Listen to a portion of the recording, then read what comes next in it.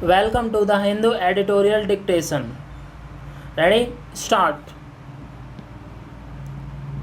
Despite having huge strategic significance, India's northern frontier has largely remained marginal in the country's popular imagination as well as mainstream politics.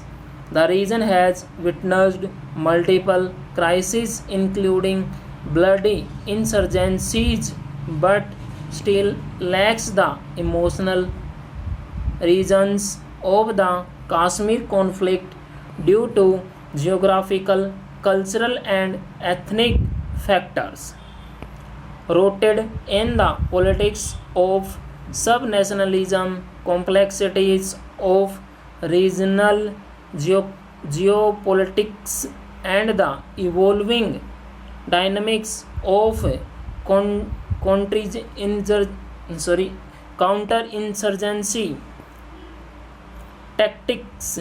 The Naga insurgency has defects. The Naga University has defined elastic solution. It is an extraordinarily complicated conflict whose management has involved a mix of violent response and bargaining. The absence of R.N.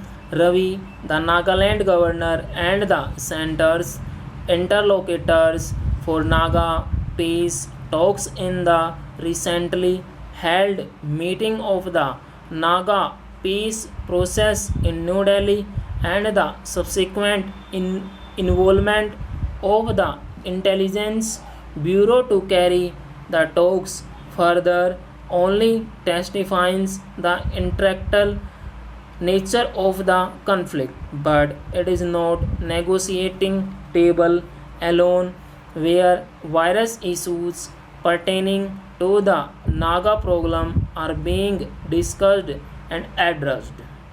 The politics of its resolution is taking place at multiple sites. The Naga insurgency has come a long way, and so has the politics to contain it. In the early phase, the Naga insurgents were provided with what has come to be known as safe haven in Minor, Minar. Full stop. India's adversaries, China and Pakistan, also provided them with vital external support at one point of time. A major accommodative tactic in the form of statehood to Nagaland in 1963 was not successful. Thereafter, the constant pressure from security forces coerced the Naga National Council to sign the Shillong Accord of 1975, whose offspring was the National Socialist Council of Nagalism. When the NCCN split into several factions, the center responded with entering into peace negotiations with almost each of them. But the undesirable outcome of these ceasefires has been the creation and existence of unspoken spheres of influence. It is these spheres that have come under increasing scrutiny and attack from the center through the Nagaland governor.